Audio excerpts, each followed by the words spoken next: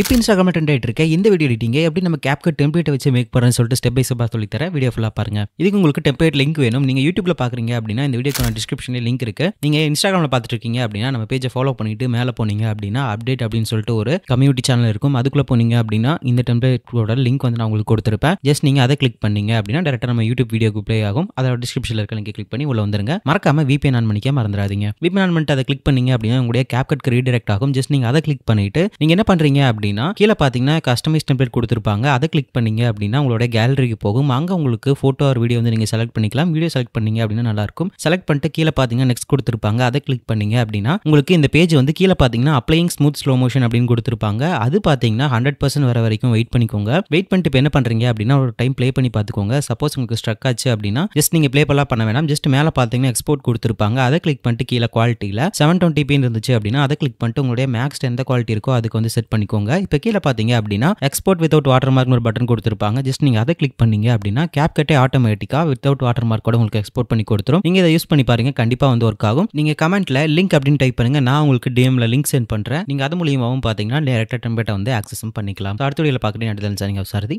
By.